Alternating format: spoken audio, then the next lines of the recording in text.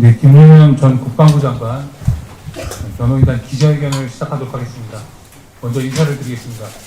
김용현 전 국방부 장관, 변호인단 이하상 변호사, 그리고 저는 유승수 변호사입니다.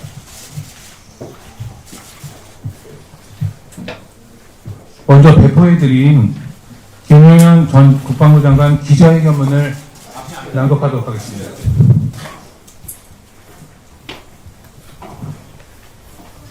김용현 전 국방부 장관 기자회견문 2024년 12월 26일 김용현 전 장관 변호인단 계엄 선포의 배경, 계엄 선포 당시 그리고 또 계엄 이후 두 번의 대통령 담화 내용 그대로입니다.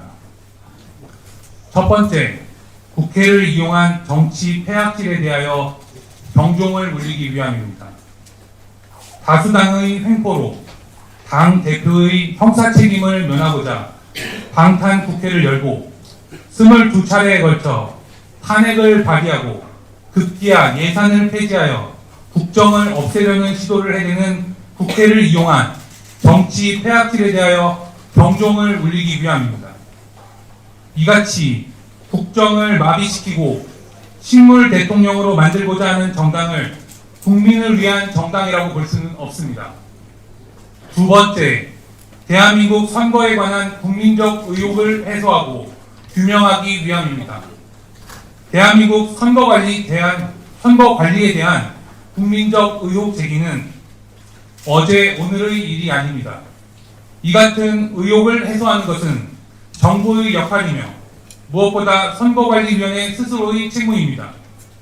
그러나 중앙선거관리위원회는 감사원의 감사를 거부하고 검찰의 압수수색을 거부하고 급기야 국정원의 보안 시스템 점검마저도 거부하고 가상의 서버만을 제출한 바 있습니다. 국정원의 중앙선거관리위원회 서버에 대한 보안 점검 결과는 충격적이었습니다. 실제 해킹 공격에 무방비에 가까우며 선거의 명부 조작 또한 보안 수준을 측정할 수 없을 정도로 너무나도 용이하다는 사실이 밝혀졌습니다. 이번 수사에서 수사기관과 법원은 수차례의 고발 사건 그리고 선거 무효 소송 등을 통하여 부정선거 의혹은 해소된 것을 기정사실화하고 있습니다. 그런데 대한민국의 그 누구도 중앙선거관리위원회 서버의 실무를 수사, 조사, 검증한 예는 없습니다. 소송이나 수사로 더 이상 이 문제가 해결되지 않는다면 특별한 조치를 통하여 이를 확인하여야 하는 것은 대통령의 책무라 할 것입니다.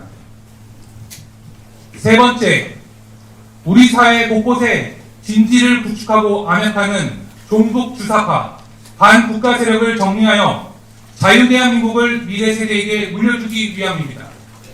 반국가 세력은 사회 각층에 암약하며 여론을 조작하고 전국 불안을 선동하며 국가 정복을 획책하고 있습니다. 자유대한민국은 이 같은 세력들의 위협에 끊임없이 시달려왔으며 이 같은 위협을 그대로 방관한다면 국가가 전복될 것이라는 예상은 얼마든지 할 수 있는 것입니다.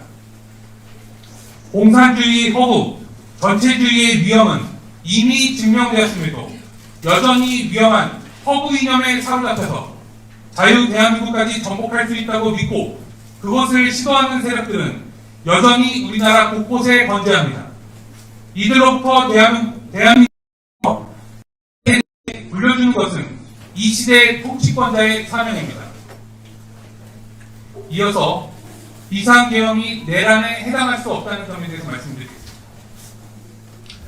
대통령의 적법하고 정당한 비상계엄 선포는 내란이 될 수 없습니다. 헌법은 국회 법원과는 달리 대통령에게만 비상계엄을 선포할 수 있는 권한을 규정하고 있습니다. 국회 다수당이 국무위원을 무차별 탄핵한 것이 수십 차례, 급기야 국정에 필요한 예산을 폐지하는 의결을 하였습니다. 구체적으로 대통령실 수사기관의 특활비를 모두 폐지한 것은 물론이거니와 동해 심해가스론 가스전 개발 505억에서 8억으로 예산을 폐지하는 의결을 하였습니다. 감사원장을 비롯한 헌법기관까지도 탄핵을 앞두고 있었습니다.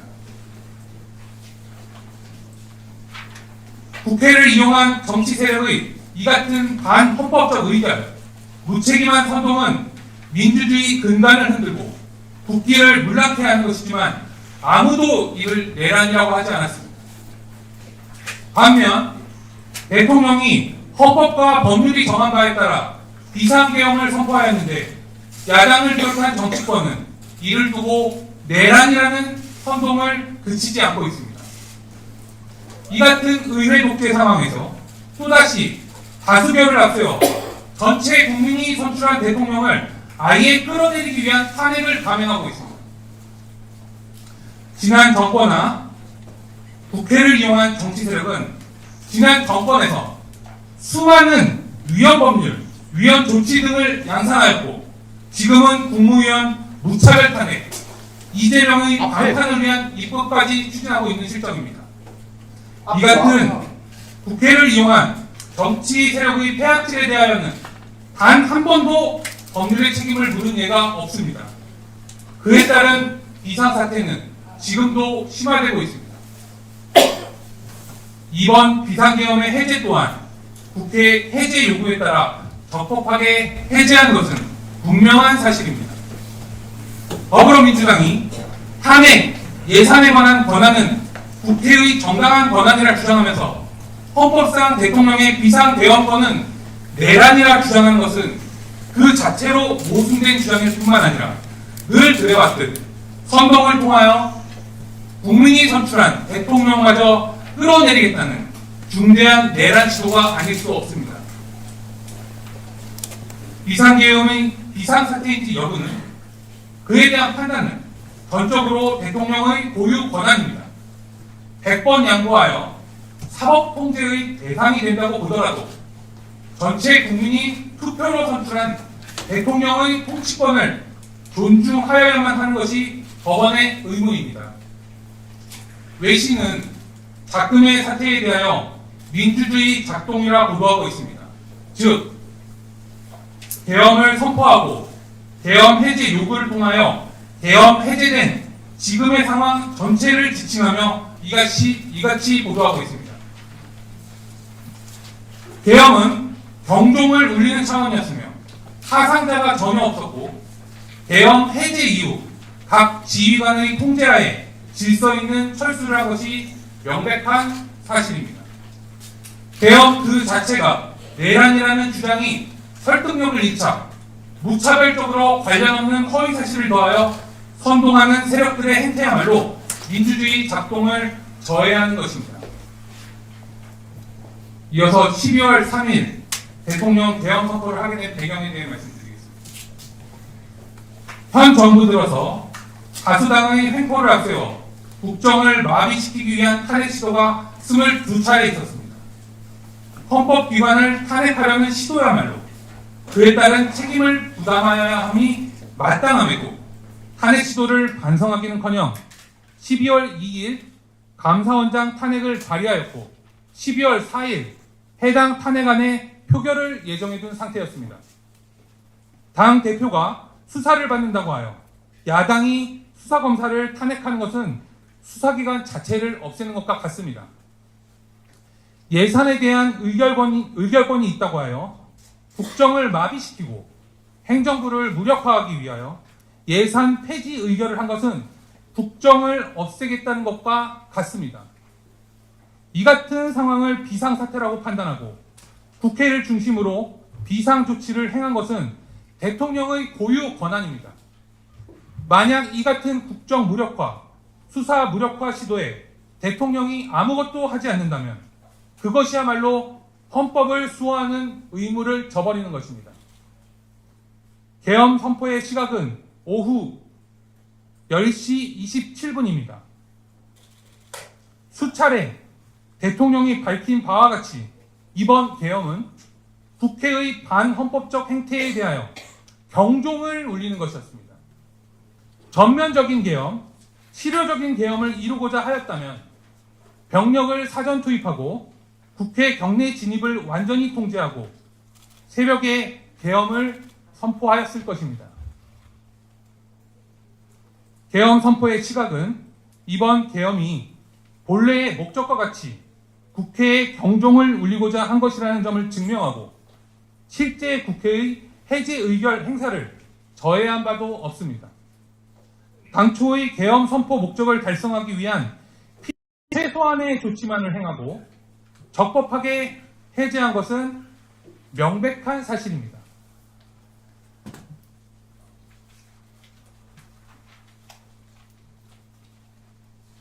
네, 이어서 계엄 투입 병력을 최소한으로 운용하였다는 점에 대해서 말씀드리겠습니다. 계엄 작전의 기본 원칙은 세 가지입니다.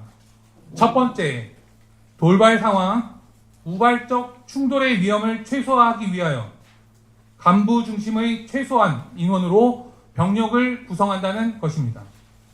둘째로, 사상자가 없도록 무력 사용 자제에 만전을 기한다는 것입니다. 셋째로, 유혈 사태가 발생하지 않도록 실탄을 개인별로 지급하거나 휴대하게 하지 않는다는 것입니다. 투입한 병력 규모에 따르더라도 국회를 전면 통제할 수 없는 규모에 해당합니다. 실제 병력 운용은 이마저도 국회와 선관위로 나누어 투입하여 최소한의 병력만을 투입하였고 국회에 대하여 경종을 울리겠다는 당초의 계엄 목적 달성마저도 어려울 정도로 미미한 병력을 투입한 것이 사실입니다. 이어서 포고령, 담화문, 계엄 선포문 등 계엄 관련 문건의 작성에 대해서 말씀드리겠습니다.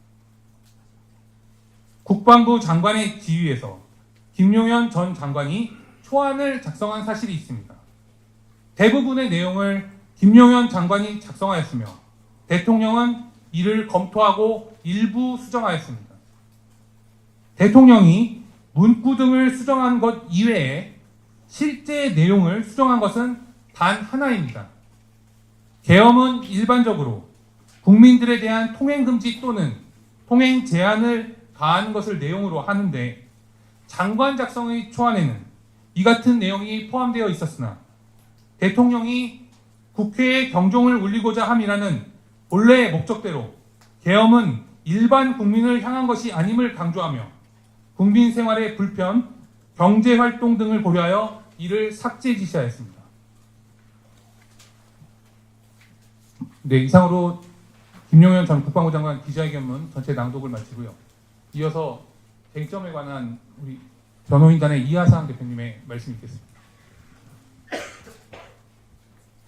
김용현 전 장관 변호인단의 대표 변호사 이하상입니다. 개명 전에는 이명규라고 불러가지고 많은 분들이 좀 혼동하시는데 어떻게 표현하시면 좋습니다.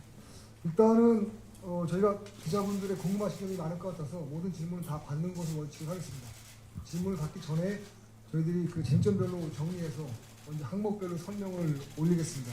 잘 듣고 이해해 주시고요. 거기에 맞춰서 부족한 부분 또는 궁금하신 부분들을 말씀해 주시면 저희가 성실하게 답변하겠습니다.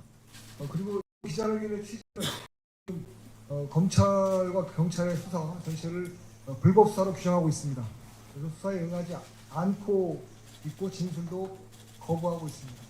그런데 많은 국민들이 과연 어떤 일들이 벌어졌는지 궁금해하시기 때문에 저희가 김용현 장관과 협의해서 의논해서 오늘 기자회견을 준비했고요. 가급적 소상하게 김용현 장관이 알고 있었던 것 또는 경험한 것 사실에 대해서 말씀드리도록 하겠습니다.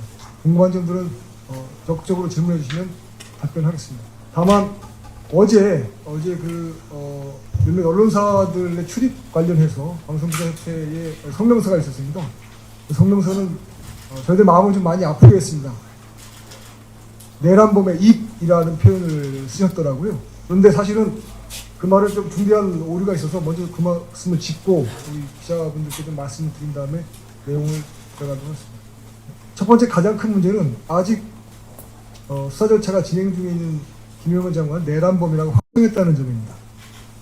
그 말은 그 해당 언론사는 김영현 장관을 내란범으로 규정하는 또 다른 반대의 어떤 정치적 입장을 갖고 있다. 그거를 증명하는 것이고요. 그래서 저희 변호인들이나 오늘 여기 오신 분들을 내란범의 입이라고 폄하했습니다. 이건 저희들의 그 명예나 또는 그 자긍심을 심각히 훼손하는 그런 표현이었습니다. 일단 그에 대해서 저희들이 받은 상처에 대해서 어떻게 할지는 조금 더 의논해서 대응하도록 하겠습니다. 그러면은 저희가 준비해온 쟁점별 보고사항을 먼저 말씀을 드리고요. 기자분들의 궁금하신 분들은 답을 받아서 질문을 받아서 설명드리겠습니다. 지금 설명드릴 쟁점은 두 가지 파트로 나눴습니다. 비상계엄 선포와 그 선포 후에 수행되는 계엄 사무 그 내용을 말씀드리고요. 그 다음에 개별 항목별 관심사항이 또 있더라고요. 그런 점에 대한 내용을 브리핑을 해서 나눠서 먼저 보고 드리겠습니다. 요거는 잘 이해해 주시고요. 듣고 잘 이해해 주시고 저희 변호인단의 입장을 잘 이해해 주시고요. 질문 나중에 해주시기 바랍니다. 그리고 또 한 가지 말씀드릴 것은 저희가 수사 절차에서는 진술거부권을 행사하고 있습니다. 근데 지금 여기서 발표되는 내용들이 수사 절차에 어느 정도 영향을 줄 거라고 생각은 하고 있습니다. 그러나 증거법상으로 저희들이 발표한 내용이 증거법적 가치는 갖지 않기 때문에 자유롭게 그리고 말씀을 드리도록 하겠습니다. 첫 번째 파트입니다. 비상계엄 선포와 그에 따른 계엄 사무 수행에 관한 쟁점에 대해서 설명드리겠습니다. 잘 들어주시고 법률적인 문제가 좀 많이 있기 때문에요. 좀 상세히 경청해 주시고 이해 안 되시는 부분 질문 부탁드립니다. 그리고 아까 유승수 변호사가 발표한 내용은 거의 워딩 자체가 김영현 장관의 뜻을 반영한 것이었습니다. 저희 변호인단의 뜻은 거의 들어가 있지 않았습니다. 다만 근데 지금 쟁점별 입장은 저희 변호인단이 법률적인 평가와 판단이 들어가 있습니다. 김영현 장관이 제공한 사실에 더해서 저희 변호인단의 법률적 평가와 판단이 들어가 있습니다. 그렇게 말씀드리고요. 시작하겠습니다. 첫 번째 쟁점입니다. 계엄권 발동은 대통령의 헌법상 통치권이며 고유 권한 행사. 이 쟁점에 대해서 말씀드리겠습니다. 이건 저희 변호인들이 수사 절차에서 의견서를 통해서 계속 강조하고 있습니다. 대한민국 헌법 77조 제1항입니다. 거기에는 계엄 선포 요건에 대해서 규정하고 있고요. 대통령이 계엄 선포를 할 수 있다라고 정하고 있습니다. 과연 그 요건에 해당하는지 여부는 대한민국에서 오로지 한 사람, 대한민국의 국가원수, 군통수권자인 대통령만 판단하도록 헌법이 결단하고 있습니다. 그런 결단은 우리 국민들의 정치적 결단이 문서화된 것이죠. 그래서 대한민국 헌법 77조 제1항에 따르면 비상계엄 선포의 요건이 충족되었는가, 선포할 것인가 말 것인가 하는 판단은 오로지 단 한 사람, 대통령만 할 수 있다는 것입니다. 다른 사람은 그에 대한 느낌이나 평가를 할 수 있겠지만 대신할 수는 없습니다. 그 점이 가장 중요한 쟁점이고요. 결국 그렇기 때문에 비상계엄 선포에 관한 대통령의 판단은 통치행위입니다. 통치행위라는 영역은 사법심사의 대상이 되지 않습니다. 수사의 대상이 되지 않고 또 재판의 대상이 되지 않는다는 말씀입니다. 지금 그런데 대한민국의 수사기관들, 공수처, 경찰, 그다음에 검찰이 전부 달려들어서 대통령을 수사하겠다고 나서고 있습니다. 이건 불법입니다. 그리고 영장재판도 지금 법원에서 하고 있습니다. 이것도 불법입니다. 변호인단의 명백한 입장입니다. 왜 그러한 통치권에 대해서는 사법심사나 수사 대상이 되지 않느냐? 통치행위라는 것은 정치행위입니다. 대통령은 국민으로부터 직접 선출된 정치인입니다. 그 정치적 책임을 국민에 대해서 직접 지게 되어 있습니다. 통치행위란 그런 개념적 요소를 갖고 있습니다. 그런데 그런 통치행위에 대해서 선출되지 않은 권력인 수사기관이나 법원이 판단하고 개입하게 되면 대통령의 정치행위를 판사나 검사가 하게 되는 것입니다. 그러면 검사가 정치행위를 하게 되고 결국 판사가 정치행위를 하게 되는 결과가 초래됩니다. 그렇다면 대한민국 헌법에서는 검찰과 법원의 중립을 대원칙으로 선언하고 있습니다. 그런데 판사나 검사가 정치행위의 판단에 관여해서 정치적 평가를 한다면 그 자체가 정치행위가 되기 때문에 중립성이 무너지는 것입니다. 그렇기 때문에 대한민국 헌법에서는 상권 분립을 규정하고 있고 통치행위에 대해서는 사법심사가 면제된다는 원칙을 선언하고 있습니다. 근데 지금 현재 벌어지고 있는 수사는 대통령 통치행위에 대해서 수사권을 발동하고 영장재판권을 발동하고 있습니다. 불법입니다. 이렇게 되면 사법부의 독립이 무너지면 이러한 정치적 행위에 관여했던 재판으로서 정치행위를 한 판사들은 그 정치적 책임을 져야 됩니다. 정권이 바뀌면 다 물러나가야 되는 것입니다. 이건 우리 헌법이 채택한 사법 독립 또는 준사법관이 검찰의 독립 정신과 어긋나죠. 저희들은 거듭해서 불법 수사와 불법적인 영장재판 또 그 이후에 진행된 재판을 모두 중단할 것을 강력히 요구합니다. 그다음에 두 번째 쟁점입니다. 저희가 수사받는 과정에서 또 기사를 통해서 많이 보는 것 중에 하나가 계엄 준비 과정을 내란의 모의라는 프레임으로 조사를 하고 있습니다. 이건 명백히 잘못된 것입니다. 왜냐하면 계엄 선포 행위라는 통치 행위를 내란으로 보기 때문에 그 전에 준비 행위를 모의, 그 다음에 그 부분이란 계엄 사무 수행 행위를 내란의 실행 이렇게 보고 있는 것이 현재 수사기관의 프레임입니다. 그러나 이것은 잘못됐습니다. 통치권 행사로서 대통령 보유 권한 행사로서 비상계엄 선포가 내란이라는 사실을 입증할 수 없기 때문입니다. 입증할 수도 없고요. 대통령이 혼자 하고 그 정치적 책임을 국민에게 직접 지는 그런 원리로 되어 있기 때문입니다. 따라서 계엄 준비를 위한 사전행위 이것들은 국방부의 통상 업무에 속합니다. 저희들이 확인해 보면 국군 조직법에 있는 하위 대통령령인데요. 국방부와 그 소속 직제에 관한 대통령령이 있습니다. 거기 보면 제7조의 2에 기획조정실장이라는 직위가 있고요. 거기 직무가 수여되어 있습니다. 차관 밑에서 계엄에 관한 정무 업무를 수행하도록 되어 있습니다. 사망 제16호입니다. 결국 국방부에서는 계엄에 관한 업무가 통상의 업무에 속하는 것입니다. 대통령이 언제 비상계엄을 결심할지 알 수 없죠. 그래서 그 대통령을 보좌해서 국방사무를 수행하는 군령과 군정사무를 수행하는 국방부 장관으로서는 항상 비상계엄에 대한 대비 업무를 하는 것이 정당한 업무 수행입니다. 정당한 업무 수행을 내란 예비 음모라고 몰고 있습니다. 매우 부당하죠. 이걸 반대로 돌려주면 지금 국회에서 많은 국회 권한을 행사하고 있습니다. 탄핵을 하고 또 예산을 깎고 다 헌법에 규정된 국회 권한 맞습니다. 그런 권한 행사 자체가 또 다른 내란 행위가 될 수가 있습니다. 그렇기 때문에 권한 행사 자체로 통치권으로 인정되지 않으면 대한민국의 모든 기본 법 질서가 무너지게 되어 있습니다. 지금 여러 정당들이 국회에서 활동하고 있는데 그런 권한 행사가 전부 다 내란 행위라고 인정된다는 것이 타당한 일이라고 생각하지 않으실 겁니다. 그래서 일단 계엄을 준비하기 위한 사무는 국방부의 통상사무다. 국군조직법에 의해서 명령된 수행사무다. 라는 점을 말씀드립니다. 그 다음에 또 한 가지 문제가 있습니다. 계엄이 선포된 이후에 수행하는 계엄 사무에 관한 얘기입니다. 그거는 통치권의 영역은 아닙니다.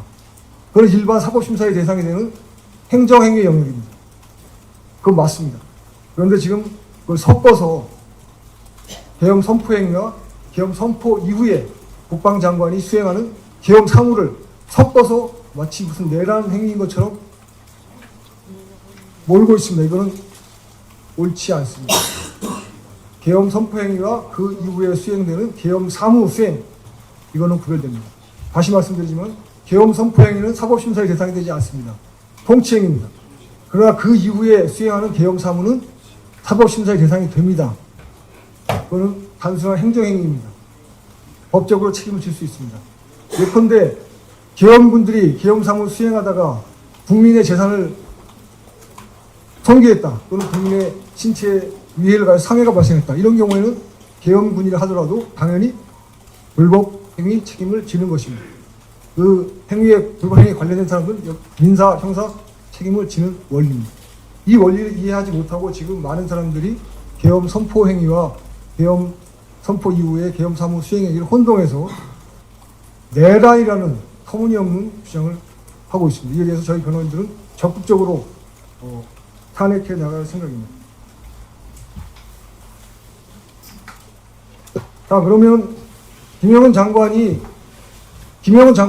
계엄 사무 수행의 주체였습니다. 대통령은 대통령은 비상계엄 선포의 주체였고요. 통치권을 행사하신 거고요. 그 다음에 장관은 비상계엄이 선포된 이후에 법에 의해 정해진 비상계엄 사무를 수행하는 주체가 장관이었습니다. 김영현 장관은 비상계엄 사무를 수행했습니다. 그 사무 내용을 설명을 드리겠습니다. 사무 내용은 여러분들이 이미 아신 것처럼 포고령에 표시가 되어 있고요. 대통령의 비상계엄 선포에 따른 국민에게 드리는 말씀, 담화문 그 내용에도 포함되어 있습니다. 두 가지입니다.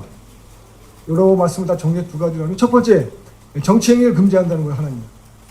또 하나는 중앙선거관리위원회에 대한 중앙선거관리, 특히 그 서버 전산 조직에 대한 국민의 감시권, 국민이 중앙선거에 대한 지휘 감독권을 회복하겠다. 이거 두 가지가 핵심입니다. 먼저 정치행위 금지에 대해서 말씀드리겠습니다. 그리고 그 다음에 중앙선관위 업무에 대한 국민의 감시권, 지휘 감독권을 회복하는 그 문제 말씀드리겠습니다. 정치활동 금지의 취지와 내용입니다. 지금 대통령께서 비상계엄을 선포하시게 된 가장 중요한 배경에 관해서 김영은 장관은 이렇게 이해하고 있습니다. 정치 세력들이, 이 정치 세력은 여야를 불문합니다. 여야를 불문하고 정치 세력들이 국회를 숙주로 삼아서 국회의 권능을 악용해서 정치 행위를 하고 있다. 그래서 사실상 국정을 마비시키고 있다. 이것이 장관이 이해하고 있는, 김영은 장관이 이해하고 있는 대통령의 비상계엄 선포의 핵심적인 이유라고 장관은 이해하고 있습니다. 그래서 이 내용이 포고령에 들어가 있습니다. 실제로 이제 장관은 저희들한테 이렇게 얘기를 합니다. 정치 세력이 국회를 숙주로 삼아서, 국회를 이용해서, 국회의 권능을 빙자해서 행하고 있는 불법 행위들은 네 가지를 저한테 워딩을 김영은 장관이 줬는데요. 특정 정치인의 형사처벌을 면제하기 위하여 국회의 특권을 악용하는 이른바 방탄 국회활동. 두 번째가 거듭된 공직자 불법 탄핵을 통한 국정 마비. 그다음 세 번째가 대통령을 억압해서 정치 권력을 획득하고자 하는 불법 특검법의 남발. 그리고 국회 예산 심사권 남용을 통한 국정 운영 마비.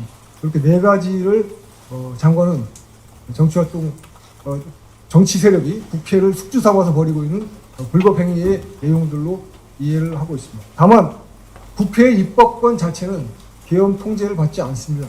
그래서 국회 입법 권한 행사, 고유한 국회 권한 행사에 대해서는 계엄에 포함되지 않습니다. 그거를 혼동하지 않았으면 좋겠습니다.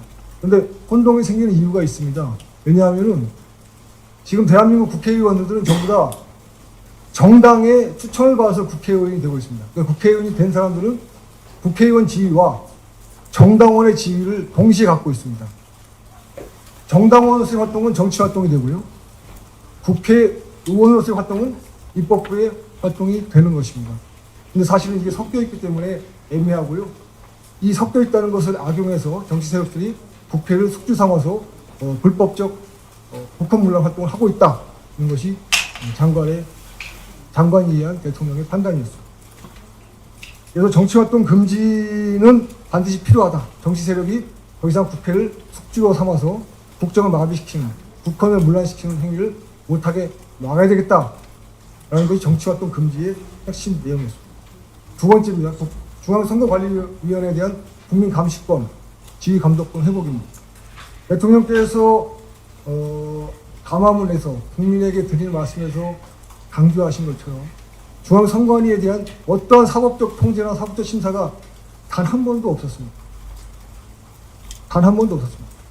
담화문에 나오는 것처럼 서버에 대한 국정원의 감사, 감사원의 감사 모두 거부했고요. 국정원에서 보안 점검을 하자고 했을 때도 가상의 서버를 제공했다고 합니다. 실제 서버에 접근한 것이 아니고 담화에 나오는 말씀입니다. 그래서 실제로 국민들이 선거관리위원회의 선거관리 사무에 대한 감시나 통제가 전혀 이루어지지 않고 있습니다. 그 가장 중요한 이유 중에 하나는 선거관리 조직과 법원 조직이 하나의 한몸으로 되어 있기 때문입니다. 그래서 어떠한 선거관리위원회의 행위에 대한 재판을 걸면, 재판행위를 하면 법원은 예외 없이 선거관리위원회 편을 듭니다. 심지어 선거 무효 소송을 제기하더라도 투표지 보존을 위한 증거 보존조차 더 이상 받아주지 않고 있는 현실입니다. 이런 현실을 직시해서 대통령께서는 중앙선거관리위원회에 대한 국민들의 감시 통제권을 회복하자, 그리고 그 유일한 수단은 비상계엄이다라고 판단하셨고 장관은 그렇게 이해하고 있습니다. 실제로 그 계엄법 8조 1항에 따르면 행정기관 및 사법기관은 계엄사령부의 통제를 받도록 되어 있습니다. 중앙선거관리위원회는 헌법에 표시되어 있는 기관이긴 하지만 기본적으로 그 행위의 속성상 행정업무, 선거관리 행정업무에 속합니다. 그러니까 당연히 계엄사령부의 통제하에 들어오게 되어 있습니다. 그래서 계엄 선포 당일날 계엄군이 선관위에 들어간 것은 계엄법에 따른 정당한 직무 수행이었습니다. 지휘감독권의 행사. 그래서 대통령께서는 중앙선거관리위원회에 대한 국민의 감시 통제권을 다시 찾아보자 라는 간절한 소망을 갖고 계셨다고 합니다. 그 다음에 여기까지가 중앙선거관리위원회에 대한 내용이고요. 마지막으로 계엄사령부 산하 합동수사본부 수사 활동 계획에 대해서 말씀을 드리겠습니다. 사법과 행정권한이 전부 다 계엄사의 통제하에 들어옵니다. 행정권한 중에서는 당연히 수사 업무도 포함됩니다. 수사 활동도 계엄사의 통제를 받고요. 그래서 합동수사본부를 만들도록 계엄사령부 직제에 관한 규정에 정해져 있습니다. 그래서 군수사기관이 중심이 돼서 검찰, 경찰을 통합하는 합동수사본부가 설치가 됩니다. 그러나 실행되지는 않았습니다. 계엄이 곧 국회의 해제 요구에 따라서 해제가 됐기 때문에 이거는 계획 단계만 있었고 실행되지 않았습니다. 다만 지금 수사 과정에서 검사들이 계속 이 합수부 구성에 대해서 질문을 하고 있고요. 그 질문의 자료들은 전부 다 더불어민주당의 진상조사단에서 생산되는 문건인 것으로 확인했습니다. 이건 그 자체로 문제가 있다는 것이 저희 입장이고요. 계속 검사의 수사 절차에 항의를 하고 있습니다. 어찌 되었든 간에 검사가 계속 물어보고 있고 또 많은 분들이 관심 갖고 보도가 되기 때문에 말씀을 드리면요. 지금 보고드린 것처럼 계엄의 첫 번째 목적은 국회를 숙주로 해서 암약하는 활동하는 정치 세력에 대한 통제, 그 다음에 중앙선거관리위원 서버에 대한 국민 감시권, 통제권의 회복 두 가지였기 때문에요. 합수부의 합동사본부를 주는 합수부라고 합니다. 합수본의 수사 방향도 그 두 가지로 맞춰져서 계획을 세웠습니다. 실행되지 않았지만요. 그래서 수사단을 두 개를 설치하는 걸로 계획을 세웠습니다. 제1수사단이 있고 제2수사단이 있습니다. 1수사단에서는 정치행위 관련 일반적인 포고령 위반 사범들에 대한 수사권 행사를 담당하기로 예정되어 있었습니다. 그리고 두 번째 제2수사단은 중앙선거관리위원회 서버에 대한 사무들, 선거 부정에 대한 수사가 예정되어 있었다고 합니다. 장관께서는 저희들한테 이렇게 얘기했습니다. 선거 부정은 여러 가지 형태가 있는데 두 가지로 추려서 계엄사령부에서는 그 수사 방향을 잡고자 했다고 얘기합니다. 첫 번째 여론 조작입니다. 정당법에 따르면 정당의 본질적인 목적은 국민의 정치적 의사 형성이라고 되어 있습니다. 올바른 정치적 의사 형성을 방해하는 것이 여론 조작이죠. 여론 조작은 정치 행위, 정치 활동으로 볼 수가 있습니다. 여론 조작 문제가 하나 있고, 그 다음에 선거 조작 있습니다. 선거 조작의 구체적인 양태에 대해서는 아직 확인된 바가 없습니다. 그러나 전산상에 의한 조작 또는 실물 조작이 같이 이루어질 것으로 그렇게 예상을 하고 있었다고 합니다. 그래서 이 수사단에서 맡게 될 선거범죄에 대한 수사는 여론 조작에 대한 수사와 동시에 선거범죄, 즉 전산 조작이나 실물 투표 조작에 관한 수사 내용들이 포함되어 될 예정이라고 하였으나 국회 계엄 해제 요구에 응해서 바로 해제가 됐기 때문에 시행되지는 않았습니다.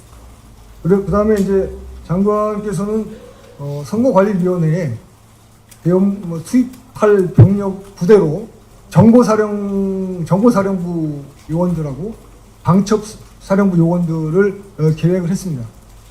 그거는 그 두 부대의 특성이 좀 다르기 때문에 그런데요. 대한민국에서 벌어지고 있는 여론 조작과 선거 조작을 움직이는, 추동시키는 세력들은 국내에 있는 여론 조작 또는 선거 부정 카르텔이 있다고 이해하고 있다고 합니다. 김영은 장관 말씀입니다. 또 하나는 북에 북한 또는 중국, 러시아 등 해외 거점을 갖고 있는 세력들에 의한 선거 조작이 있다고, 있을 수 있다고 얘기를 했습니다. 그래서 국내에 거점이 없는 해외에 거점을 둔 여론 조작 또는 선거 조작 세력에 대한 업무 담당을 정보사, 그 다음에 국내 부정선거, 선거 부정, 여론 조작 카르텔에 대한 수사는 방첩 사령부 요원들, 이런 식으로 임무를 나누어서 부여했다고 합니다.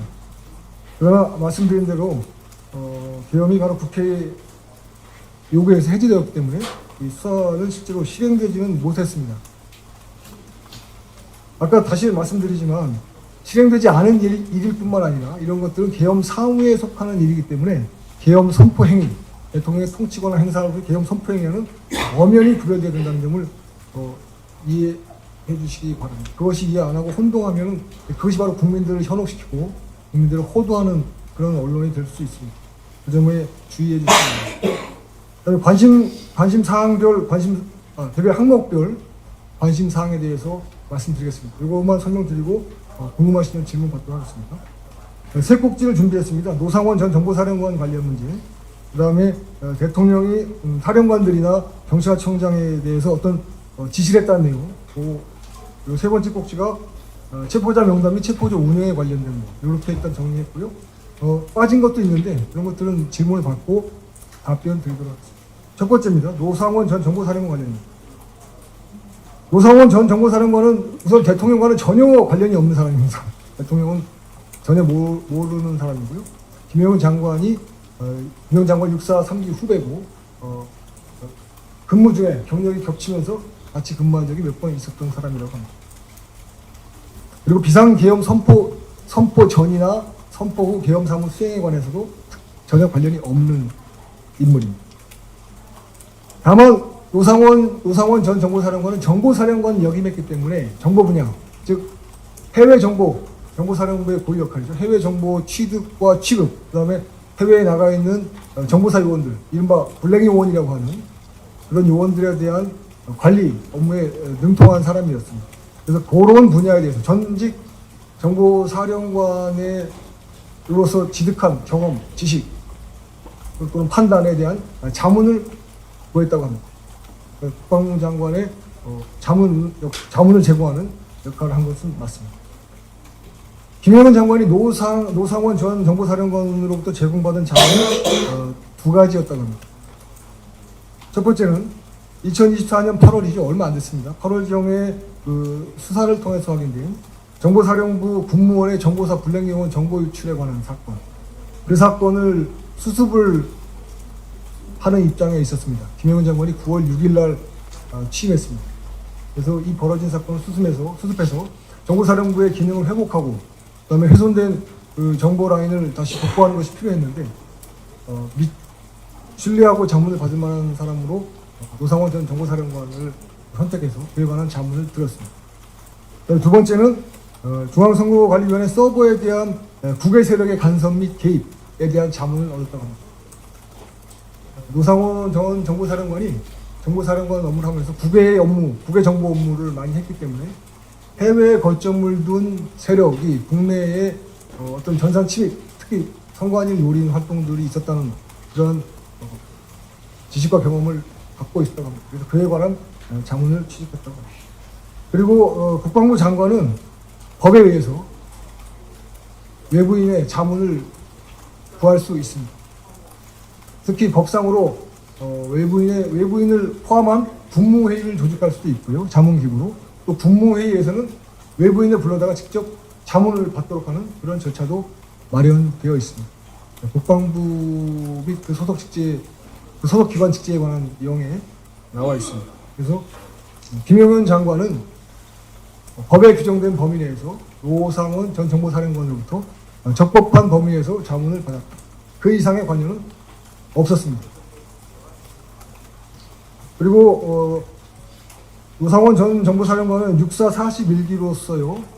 김영은 장관의 3기수 후배인데요. 매우 머리가 좋은 사람이었다는 거예요. 41기 수석 입학을 했고요. 그다음에 소령 시절에는 일본에 장기 파견 가서 유학 생활도 하고, 그다음에 직무 내내 군에 근무하는 동안에 내내 직무 성적이 매우 우수한 자원이었다고 합니다. 그래서 그러한 자문을 받을 만한, 그리고 정보사령관을 역임했기 때문에 자문을 구할 만한 충분한 능력이 있는 사람이었다라는 것이 김영은 장관의 말씀입니다. 두 번째 꼭지입니다. 대통령이 개엄 당일, 즉 국회 본회의장에서 국회의원들이 모여서 계엄 해제 결의를 하던 그 무렵에 곽종근 특전사령관, 그다음에 조지호 경찰청장에게 전화를 여러 번 했다, 이런 진술들이 언론에 많이 보도가 됐고요. 또 저희들도 신문 과정에서 검사를 통해서 들었습니다. 그러나 그런 건 사실이 아니라는 것이 김영은 장관의 확고한 생각이십니다. 판단입니다. 그 이유를 설명드리겠습니다. 첫 번째는 대통령이 검찰총장을 지내시고 수사 및 보안 업무를 오래 평생 해오신 분이라서 지시나 명령의 출납 원리에 대해서 정확히 이해하시는 분이라는 점입니다. 예를 들어서 계엄 사무가 지금 국방부 장관에 의해서 지휘가 이루어지는데, 그 지휘를 받는 특전사령관, 또 거기에 협조를 받는 경찰청장에게 직접 전화해서 지시하면 이 지시 라인에 혼선이 생긴다는 것이 김영은 장관의 말씀입니다. 그래서 그런 식의 지시를 내리시지 않는다라는 것이 김영은 장관의 말씀입니다. 두 번째는요, 대통령께서는 2024년 12월 3일 계엄 선포가 22시 27분인데요.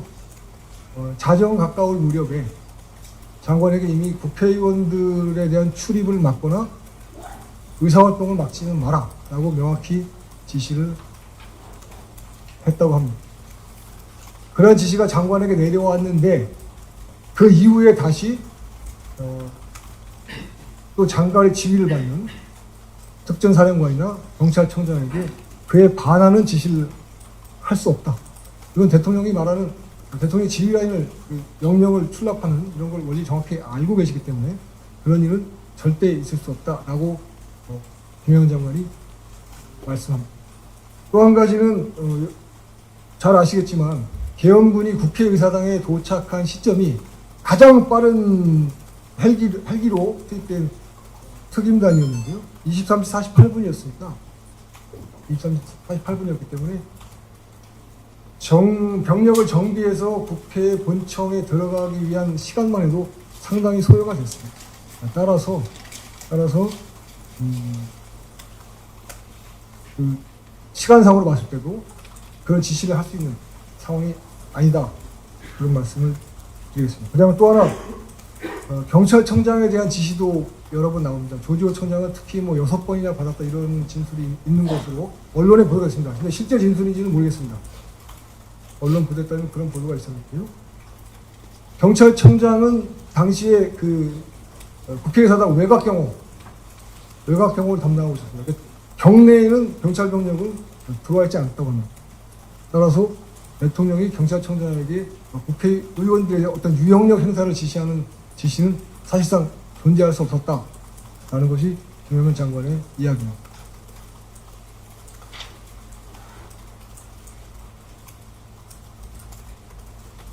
그 다음에 마지막으로 체포자 명단하고 체포조 운영에 관해서 말씀드리겠습니다. 계엄사령관은 계엄법 제9조 1항에 따라서 포고령 위반자 등에 대한 체포 권한을 갖습니다. 그러나 계엄 선포 직후에 포고령 위반자나 또는 계엄법 다른 법령 위반자들이 특정될 수는 없죠. 확정될 수는 없는 상황이기 때문에 체포자 명단은 없었습니다. 장관의 명확한 생각이십니다. 체포자 명단은 있을 수가 없는, 체포자가 특정이 안 되는데 어떻게 체포자 명단이 있을 수 있겠느냐라는 것이 김영은 장관의 이야기입니다. 다만 이런 점이 하나 있었습니다. 포고령 제1호 포고령이죠. 1조에서는 정치활동 금지가 포함되어 있습니다. 그래서 정치 활동이 예상되는 사람들, 즉 각 당의 대표라든지 주요 당직자들 이런 사람들은 향후 정치 활동을 업으로 하는 사람들이기 때문에 정치 활동이 예상이 됩니다. 그런 사람들에 대해서는 잠재적 정치 활동 예상자로 판단하고 예방 활동을 할 수 있다. 그렇게 판단했다고 합니다. 다만 이 점에 대해서 장관의 지휘를 받았던 사령관들 중에서 체포자 명단이 있다라고 진술하신 분들이 있는 것으로 알고 있는데요. 장관께서는 이런 입장입니다. 만약에 그 사람들이 사령관들이 거짓말을 했다고는 판단하지 않는다. 명확하게 그럼 장관이 잠재적인 정치활동 예상자들이기 때문에 그에 대한 어떤 정치활동 예방활동을 하라라는 지시를 그렇게 이해할 수 있었겠다. 그러면 지시를 명확하게 하지 못한 장관의 책임이다 라는 것이 김영현 장관의 입장입니다. 지금 그러나 아직 저희가 수사 서류로서 증거 서류로서 각 사령관들의 진술 또는 경찰청장의 진술을 확인한 바는 없기 때문에 어떻게 지금 정확한 상황은 알 수는 없습니다. 다만 언론에 보도된 바에 따르면 그렇게 되어 있어서 그럼에도 불구하고 김영현 장관은 사령관들이 거짓말한다고는 전혀 생각하지 않습니다. 그런 진술이 있었다면 가정합니다. 있었다면 장관이 명확히 지시를 못했기 때문에 장관의 책임이다. 그렇게 김 장관은 얘기하고 있습니다. 그 다음에 체포조 운영에 관해서는요. 당연히 체포조는 운영이 됩니다. 군사보건법에 따르면 수사 권한을 갖는 조직이 두 개가 있습니다. 군사경찰, 그 다음에 군방첩대가 있습니다. 군방첩사령부 소속 요원들이 있죠. 보안 업무를 수사합니다. 국가보안법 사범을 수사하고 그런 조직들에서는 당연히 체포조를 운영을 합니다. 검찰청에서도 항상 형미집자 검거팀, 체포팀 운영하는 건 마찬가지 원리죠. 그래서 체포조 운영 계획을 세우는 것은 당연한 계엄 사무에 속하는 통상 업무다.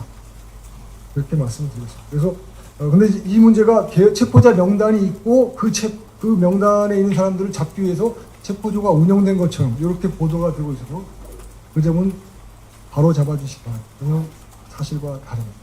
여기까지 저희가 준비한 항목별 내용이고요. 이제 기자분들 궁금하신 거 있으면 받겠는데요. 진행은 유승희 변호사가 질문을 받아서 저희가 답변하는 것으로 하겠습니다.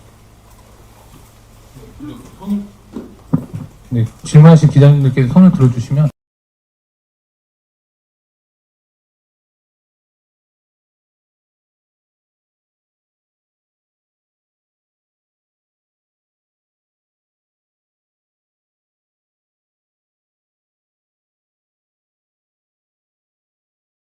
여쭤보겠습니다.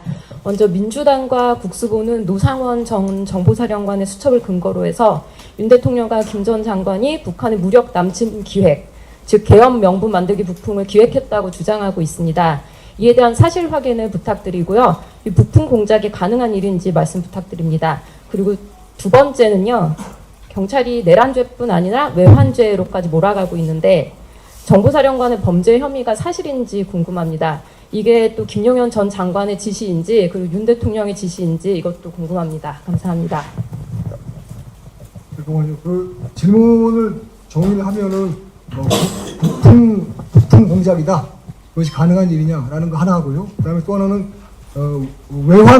외환죄까지 조사를 하고 있다. 정보사령관에 대한 조사를 말씀하시는 건가요? 저희가 그 점에 대한 정보는 못 들었는 것 같은데 정확하게. 외환이라는 거는 적부에 대한 전단을 연 사람을 말하거든요. 형법상에 그렇게 되어 있는데요. 이게 북한은 적부는 아니고요. 반국가 단체이기 때문에 외환죄가 구성요건에 적용될 여지가 좀 없는 상황이라 어떻게 하는지는 이건 제가 답변드리기는 어려울 것 같습니다만 정리가 되면 알려주시면 좋겠고요. 네? 그런 건 당연한 말씀입니다. 예, 그런 건 아까 말씀드린 것이 장관이 계획했던 계엄 사무의 전부였습니다. 예. 그 부분에서 보충 설명을 드리겠습니다. 지금 계속해서 민주당을 비롯해서 국회에서 오물풍선 여기에 대해서 원점 타격 지시를 했다. 이런 메모가 또 나왔다. 뭐 이런 식의 근거 없는 의혹들을 계속 제기합니다. 그런데 이것이 의혹이 되려면 정당한 의혹이 되려면 이것 자체가 문제가 돼야 됩니다. 그런데 대한민국의 안보 차원에서 오물풍선의 최초 그 발생지인 그것에 대한 원점 타격을 국방부 장관 입장에서 검토하라고 지시하는 것은 지극히 정당한 사무입니다. 이걸 가지고 내란이니 외환이니라고 의도를 계속해서 국회에서 마치 어떤 계엄하고의 관련성을 찾고자 하는 사람들은 그 자체가 바로 스스로가 반국가 세력이라는 것을 증명하는 것입니다. 왜 그러냐면 오물풍선에 대해서는 이미 국민들께서 당시에 이건 장관님 말씀입니다. 우리 군의 그 미온적 대응을 비판하고 있는 부분이 있었고요. 그리고 심지어 당시에는 야당도 이를 지적하면서 대책 마련을 촉구한 바가 있습니다. 그런데 이제 와서 오물풍선에 대한 안보적인 어떠한 조치를 검토한 것이 내란이고 계엄이다. 이렇게 주장하는 것은 상식 밖의 주장입니다. 만약에 그때 당시 오물풍선이 계속해서 날아오던 시점에 이번 기회에 필요하다면 오물풍선의 부양 원점을 타격할 수 있는 태세까지도 갖추는 것을 검토해라. 이렇게 지시한 바 있습니다. 그런데 이는 적을 억제하는 차원이나 단호한 대응 의지를 보여주는 차원에서 반드시 해야만 하는 일이고 전략적 차원에서 반드시 검토되어야만 하는 사안입니다. 이를 두고 북풍이라고 주장하는 자들은 그들이 북풍을 바라고 있기 때문에 그와 같은 주장을 하는 겁니다. 또 하나 근거 없는 의혹 제기가 있습니다. 2023년도 11월에 윤석열 대통령이 장성들의 진급식에 가서 연설을 길게 했다라는 것입니다. 그것이 그 당시에 진급을 했던 장성들이 지금의 계엄의 사령관들을 담당하고 있기 때문에 그때부터 계엄을 기획한 것이다라는 그야말로 추측성 날조 보도가 있었습니다. 이 보도의 근원지는 저희는 수사기관이라고 생각을 하는데요. 당시에 윤석열 대통령이 연설에 참여해서 길게 연설한 것은 원래 1분만 연설을 하는데 7분 가까이를 연설했다라고 하면서 당시부터 장성들에게 계엄을 독려한 것이다 라는 근거 없는 의혹을 제기합니다. 당시에 윤 대통령이 장성들 진급식에 가서 한 이야기를 한번 살펴보겠습니다. 우리나라의 안보 상황이 매우 엄중하다. 지휘관은 부하 장병을 사랑해야 그들이 지휘관의 명을 위기시에 따를 수 있는 것이다. 국가의 안보는 값비싼 무기와 첨단 전력을 갖춰야 하지만 그보다 더 중요한 것이 장병들의 교육 훈련과 대적관 그리고 정신자세다. 그리고 지휘관들이 나가면 우리 장병들이 이런 첨단 전력을 제대로 다룰 수 있는 교육과 훈련을 잘 시켜주고 아울러 확고한 국가관과 대적관, 안보태세를 가질 수 있도록 정신교육에도 만전을 기해달라. 이와 같은 안보관과 정신교육을 강조했습니다. 이어서 북한은 선제 핵공격을 자신들의 헌법에도 법제화하고 있다. 대남 적화 통일을 위해 선제적으로 핵을 사용할 수 있다. 그리고 이에 대한 경각심을 새로이 할 것을 지시하셨습니다. 자, 이 연설문의 내용에 공감하지 못하거나 아니면 이 연설문의 내용이 잘못됐다. 이것이 바로 내란이다. 내란 기획이다라고 주장하는 자들이 바로 내란을 주장하는 자들입니다. 이상입니다. 한 가지 말씀드리면은 아까 노상원 전 정보사령관의 수첩 말씀을 하셨는데요. 그거는 지극히 노상원 전 정보사령관의 사적인 영역에서 발생한 일입니다. 국방부 장관은 아무도 관련도 없고요. 특히 대통령하고 뭐 전혀 관련이 없습니다. 그런데 그분이 전역하신 이후에 어떤 활동을 하시는 것을 두고 그것을 문제 삼아서 계속 그 노상원 전 장관에 대한 어떤 사회적 평가나 그분이 갖고 있는 명예 감정을 훼손하는 방향으로 보도하시는 것은 온당치 않다고 생각합니다. 저희들 그거는 중대한 명예훼손이나 모욕이 될 수 있어서 그건 좀 자제를 좀 부탁을 드리겠습니다. 그건 정말 사적인 영역에서 벌어지는 것이고요. 지금 대한민국 사회는 소수자 보호를 위해서 애쓰고 있지 않습니까? 그렇다면은 노상원 장관 같이 우리들이 듣지 못하는 것, 우리들이 보지 못하는 것에서 예민한 분들도 있을 수 있습니다. 그런 분들을 오히려 다른 사람들, 성소수자는 보호하면서 왜 그런 분들은 그렇게 사회적 평가를 깎고 명예 감정을 훼손하려고 하는지, 그건 정말 인격 살인이거든요. 대한민국 언론들은 그런 저널리즘 정신을 갖고 있다고 생각하지 않습니다. 그런 부분들은 정말 자제해 주시기 바라고요. 김영현 장관은 노상원 전 정보사령관의 개인적인 영역, 사적인 생활 영역에 대해서는 관여하지도 않고 아는 바도 없습니다.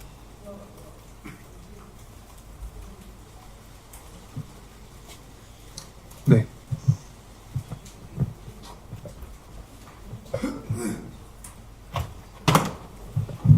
예, 저 조선일보 유정환이라고 하는데요.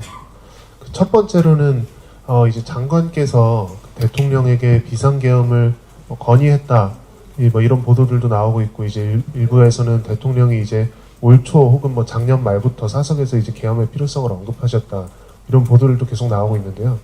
김영현 장관은 그럼 대통령에게 처음 비상계엄에 대한 구체적인 어떤 준비를 하라는 지시를 받거나, 혹은 이제 본인이 대통령에게 비상계엄을 해야 된다고 구체적으로 건의해서 계엄을 이제 준비를 시작한 시점이 언제라고 보시는지, 그 하나가 좀 궁금하고, 두 번째는 이제 체포 명단에 대해서 이분들이 이제 실제 그 당시에 바로 체포하려는 것들이 아니라 이제 정치 활동이 예상돼서 향후에 이제 계속 관리 혹은 이제 체포에 염두에 둬야 될 사람들이라고 말씀하셨는데, 그 명단 이제 지금 알려진 거 보면 정치인 이외에도 이제 판사가 있다는 일부 보도들도 있고, 그리고 이제 전 중앙선거관리위원장 혹은 선관위원, 선관위 상임위원 이런 분들도 이제 지금 거론이 되고 있거든요. 그러니까 이분들 같은 경우는 이제 어떻게 해가지고 이제 정치 활동이 예상된다고 판단을 하신 건지 그 근거가 좀 궁금합니다. 예. 첫 번째 이제 계엄 건의 시점에 대해서 물어보신 걸로 이해하면 되겠습니까? 예, 계엄 건의 혹은 이제 대통령께서 지시하신 구체적인 시점. 예.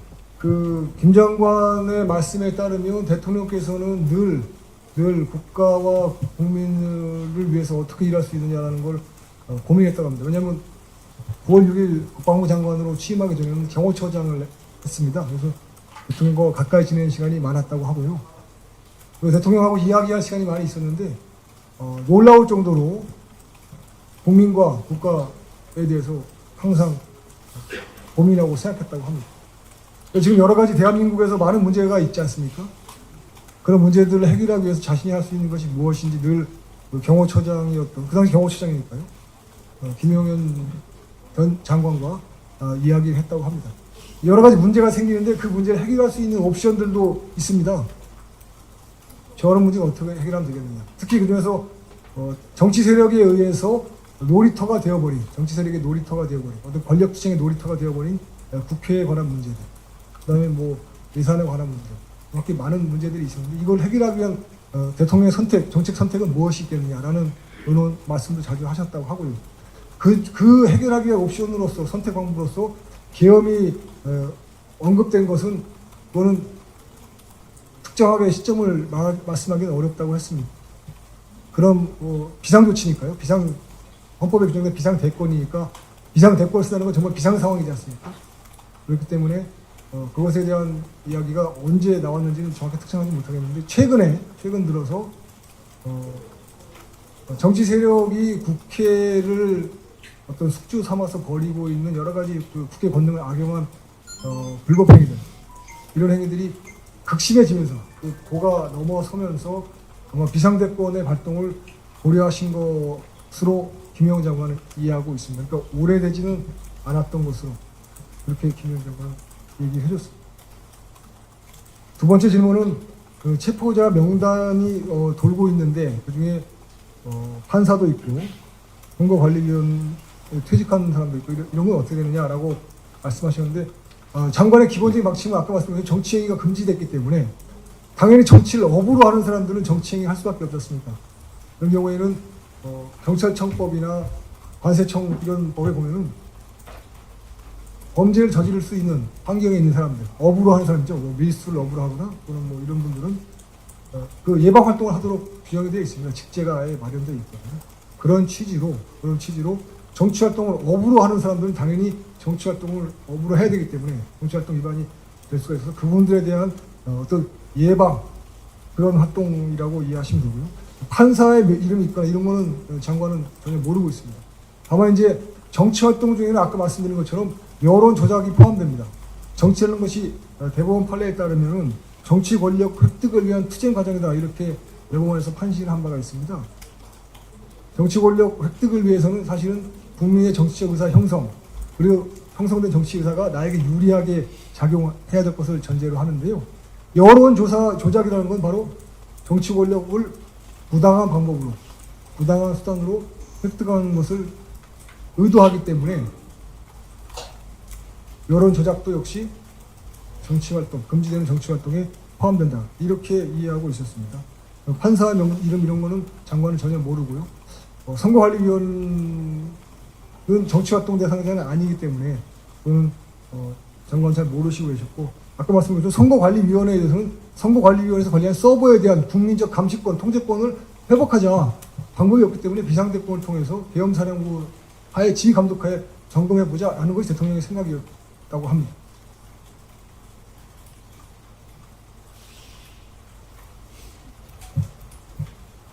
이렇게.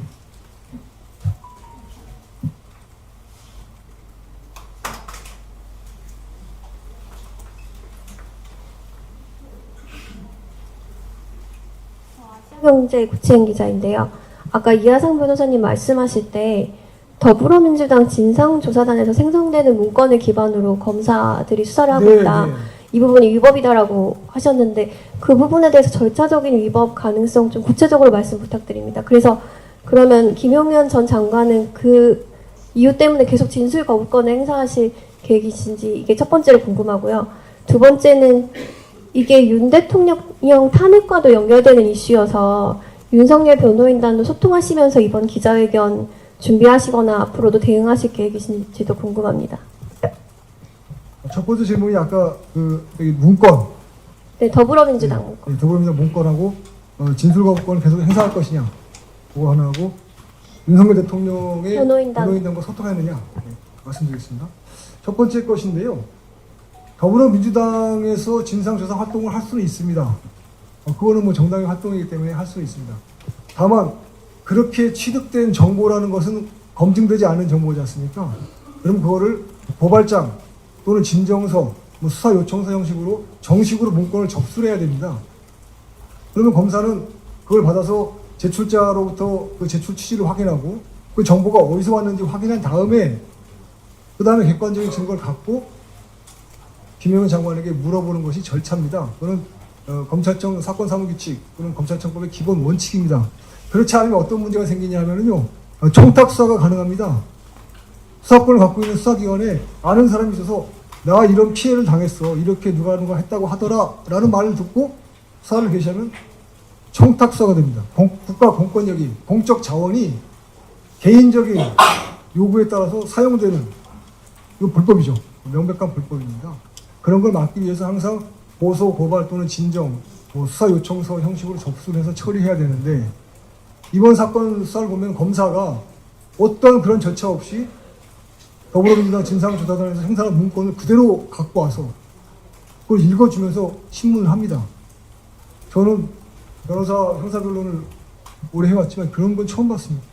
그 자체가 특정한 정치 세력이 이 사건 수사에 개입하고 있다, 검찰의 수사가 정치적 중립성을 잃고 특별한 정치 세력의 도구로 전락했다라고 믿을 수밖에 없었습니다. 한두 번이 아닙니다. 계속 그런 일이 반복되고 있습니다. 저희 계속 요청을 했습니다. 정식으로 고발, 고소 또는 진정, 수사 요청서를 접수해서 확인한 후에 진행하라. 그러나 듣지 않습니다. 그래서 저희 불법이라고 하고요. 당연히 진술거부권을 계속 행사하고 수사 자체도 거부한다는 입장입니다. 두 번째 말씀하신 것은 윤석열 대통령 대리인단과의 그 말씀이었는데, 그거는 저희들은 뭐 좀 소통을 하고 싶은데 윤석열 대통령 대리인 측에서는 좀 그거를 부담스러워 하시는 것 같아서 사실은 소통은 하지는 못하고 있습니다. 저희들은 그냥 장관의 입장에 따라서 합니다. 장관의 생각은 명확합니다. 대통령은 비상계엄 선포권이 있다. 그거는 누구도 간섭할 수 없다. 장관 자신은 대통령이 선포한 비상계엄에 따라서 계엄 사무를 수행했다. 그리고 수행해야만 된다. 라는 것이 입장이고요. 사법심사의 대상이 되는 계엄 사무 수행에 관해서 불법이 있었다면 책임지겠다. 그러나 부하장병들, 사령관들이나 그 사령관의 지휘를 받았던 장병들은 아무런 책임이 없다. 장관이 모든 책임을 지겠다라는 말씀이십니다. 그러나 비상계엄 선포 그 자체, 통칭 자체에 대해서는 그거는 대통령이 직접 국민에게 정치적 책임만 질 뿐 합법심사의 대상이 되지 않는다라는 것이 장관의 생각입니다.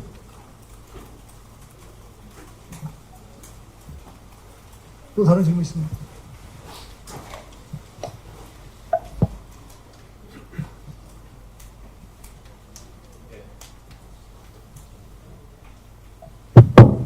예, 아주경제입니다. 그 주장 내용 보시면 어디시라고 하셨는지 잘 못해요. 아주경제입니다. 예, 예. 예. 그 중간에 이제 기자님 죄송한데 성함도 같이 좀 말씀해 주시면 좋겠습니다. 아주경제 권기용 기자입니다. 계엄 투입 병력 최소한의 운용 그 부분 보시면은 병력 운동은 이마저도 국회와 선관위 나누어 최소한의 병력만을 투입하였고라고 나오고 있습니다. 근데 지난 20일 중앙일보 보도를 보면요, 윤 대통령이 계엄 당일에 상황실에 방문해가지고 어떻게 됐냐 물어보니까 김 장관이 500명 투입했다고 국회에 그렇게 말하니까 부족하니까 1000명 투입하라, 이 보도가 이미 나왔습니다. 그런데 뭘 자꾸 최소한의 병력만 투입했다고 하는 건지 이게 좀 납득이 안 되고요. 그 보도에 대해서 김 장관 어떤 입장을 가지고 계신지도 좀 궁금합니다. 근데 죄송한데요. 뭘 자꾸 그렇게 말한다는 말씀은 조금 질문하시는 거로 좀 그렇습니다. 어떤 사실이 정해져 있는데 그와 다르게 우리가 얘기를 해서 화가 나신다 이런 뜻인가요? 그런 뜻은 아니시겠죠? 아닌데 입장을 좀 궁금합니다. 예. 김 장관에게 확인한 바에 따르면 김 장관은 계엄 내내 지휘통제실, 국방부 지휘통제실에 있었다고 합니다. 대통령께서는 국회 계엄 해제 결의가 있은 후에 지휘통제실에 한 차례 방문하셨다고 합니다. 이미 시점상으로 계엄 해제가 있었기 때문에 더 이상 뭐 병력 추가 투입 지시나 이런 것이 가능한 상황이 아니었다는 것입니다. 김 장관께서는 그 점에 대해서 그렇게 저희에게 설명해 주셨습니다.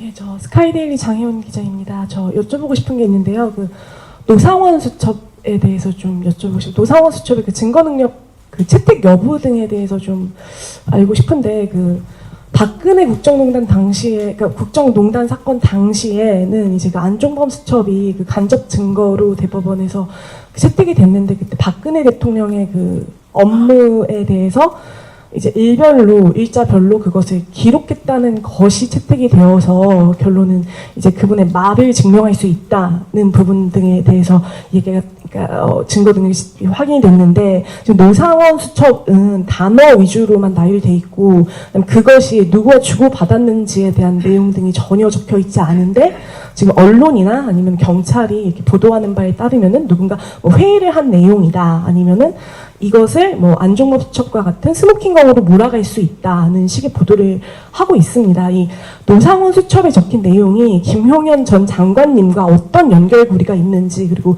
연관 지점이 있는지 등에 대해서 좀 확인해 주셨으면 합니다. 감사합니다. 네, 일단 간단하게 말씀드리면 김용현 장관은 노상원 전 정보사령관의 수첩에 대해서 전혀 알지 못합니다. 그 내용도 모르고요. 어떻게 생산됐는지 전혀 알지 못합니다. 그거는 먼저 그렇고요. 그 다음에 이제 증거법적인 측면에서 말씀을 하셨는데요. 수첩이라는 것은 어떤 개인의 기록 아니겠습니까? 일기와 같은 것이죠. 자기 생각을 적었다는 것인데, 일단 두 가지 단계의 검증이 필요합니다. 실제 증거 능력이 있느냐, 그 다음에 증명력을 어느 정도 평가할 것이냐, 이 두 단계를 거쳐서 사용되게 되는데요. 증거 능력에 관해서는 노상원 장관이 어떤 진술을 했는지를 모르기 때문에 알 수는 없습니다. 예를 들어서 내 수첩은 맞지만 내가 기재한 것은 아니다 라고 말할 수도 있습니다. 그 다음에 내가 기재한 건 맞지만 그 내용은 이런 취지다 라고 말할 수도 있습니다. 내가 기재한 것이 맞다고 했을 때 전체 내용이 다 본인이 기재할 수도 있고요. 일부 내용만 본인이 기재한 경우도 있습니다. 그래서 그거는 과연 증거 능력으로서 본인 작성 문서로서 인정될 수 있는지 여부는 노상원 장관이 어떻게 노상원 사령관이 어떻게 그걸 생산했는지에 따라 달라질 것 같고요. 그 증거 능력이 있다면 그 증거 능력에 대한 평가 문제는 또 이제 다른 문제가 되겠죠. 그런데 이제 그것을 스모킹 건이라고 말하는 언론이 있다면 스모킹 건이 되기를 바라는 정치적 입장을 반영하는 것이 아닌가 싶어서 그런 보도는 조금 저희로서는 매우 아쉽다는 생각입니다. 네, 네, 그렇게. 네.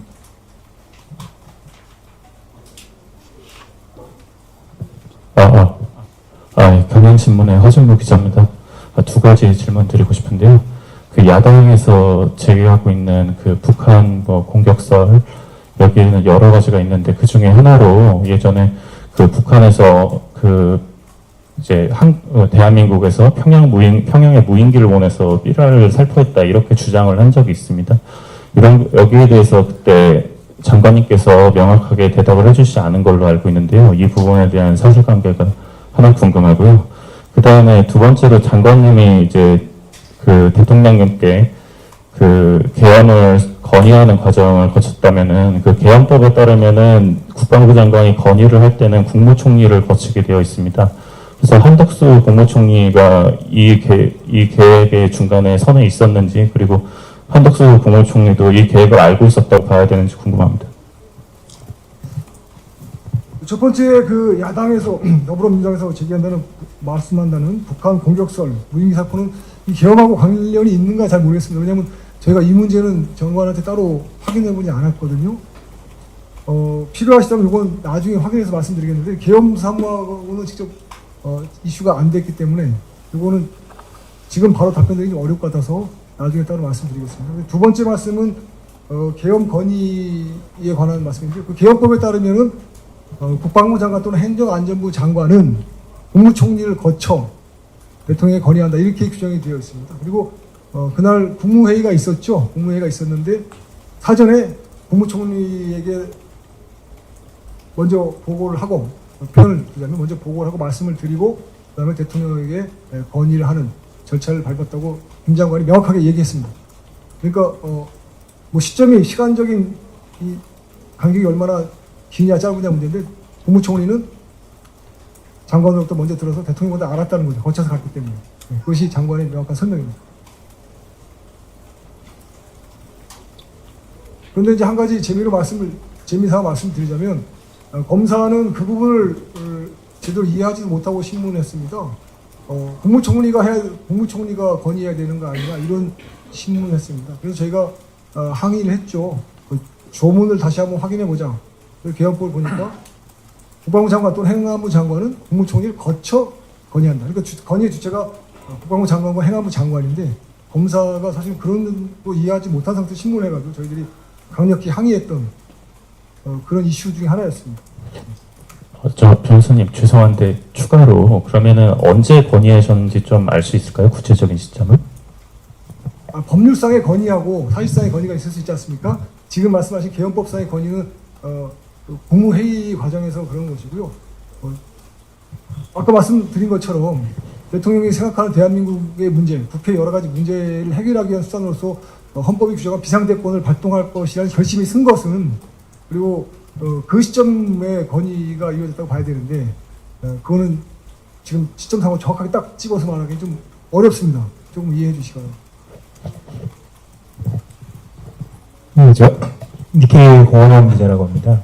관련해서 더 좀 질문드리고 싶은 게 지금 그 한덕수 총리라든지 그 관련 그 출석했던 장관들이 이게 뭐 정상적인 국무회의가 아니었다라든지 또 어떤 절차적으로 좀 흠결이 있다라든지 이런 말씀들을 좀 국회에 나와서 발언을 하셨고 그 관련된 그런 의사결정 과정이 문서로 남아 있는지 문서를 통해서 결정됐는지 이런 그 절차적 정당성에 대한 그 의문들이 좀 제기되고 있는 것 같은데요. 이 부분에 대해서 뭐 장관님이 어떤 그 말씀을 하신 게 있는지 좀 궁금합니다. 그 이슈가 최근에 언론에 나왔습니다. 그래서 제가 한번 여쭤봤고요. 답변을 들어왔는데요. 일단은 절차적 위법은 없다. 이런 것이 장관의 생각이십니다. 판단이시고요. 왜냐하면은 국무회의에 관해서는 그 심의기구로 되어 있습니다. 그리고 그 국무회의 규정에 보면 의결을 요하는 사항과 보고를 요하는 사항으로 또 구별되어 있고요. 이 경우에는 각자 의견을 듣고 대통령에게 최종적인 판단을 받는 그런 절차로 진행이 됐다고 합니다. 회의록이 작성됐는지 여부에 대해서 저희 장관은 명확하게 잘 모르고 있었습니다. 회의록 작성에 관한 절차가 국무회의 규정에 따로 정해져 있습니다. 그에 따라서 진행됐을 거라고 판단하고 있고요. 실제 어떻게 되는지 잘 모르겠습니다. 다만 언론에 따르면은 또 뭐 부서에 관한 이야기도 나오긴 하는데 제가 관련 규정을 좀 찾아봤더니 헌법에는 대통령의 행위는 법상에는 문서가 한다. 그리고 총리와 장관이 관계장관입니다. 관계장관이 부서한다라고 되어 있습니다. 그런데 실제 법령을 찾아보시면 아시겠지만 총리와 장관, 관계장관의 부서 규정이 정해져 있는 법이 많지가 않습니다.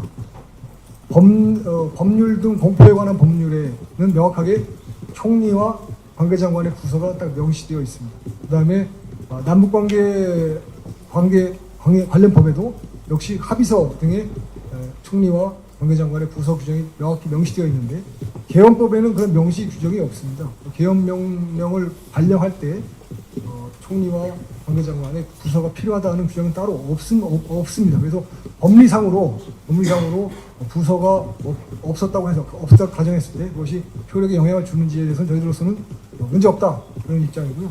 특히 그 인터뷰를 한 사람이 그 외교부 장관 조태용이라고 들었는데 그 사람은 관계장관이 아니기 때문에 계엄 사업과 관련된 장관이 아니기 때문에 부서 의무 부서의 권한이나 의무 자체가 없습니다. 그러니까 적절치 않은 발언이었다는 것이 저희들의 평가입니다. 네, 시간 관계로 한 분 정도만 더 질문 받고 마치도록 하겠습니다.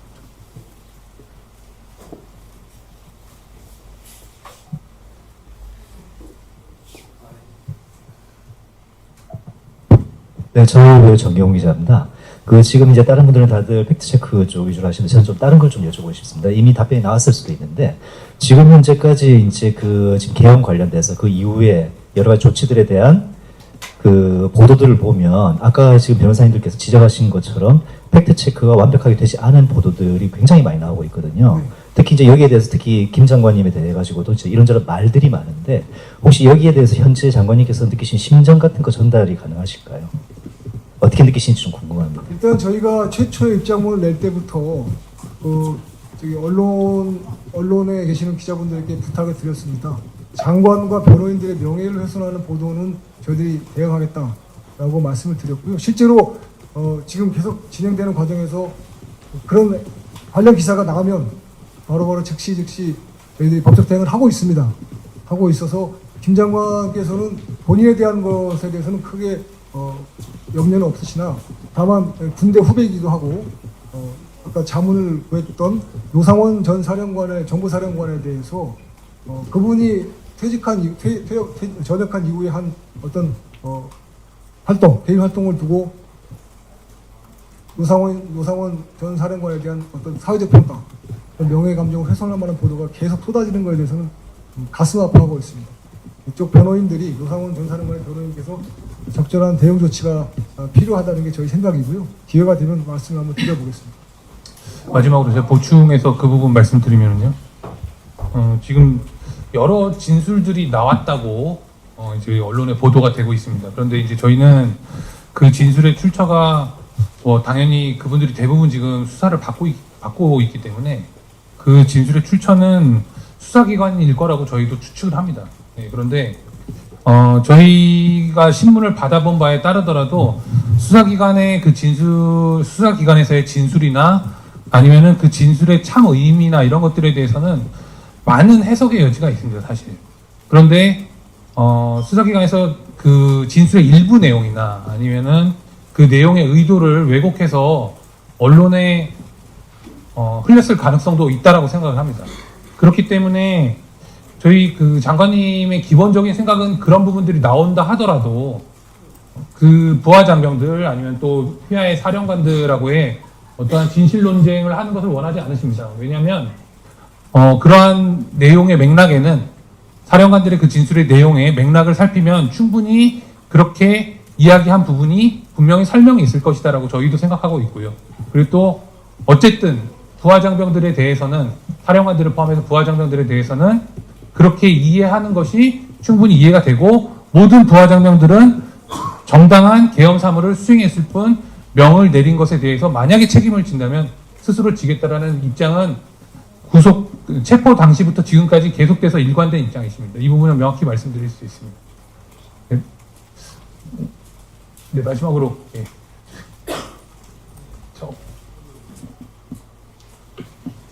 마지막 질문으로 하겠습니다.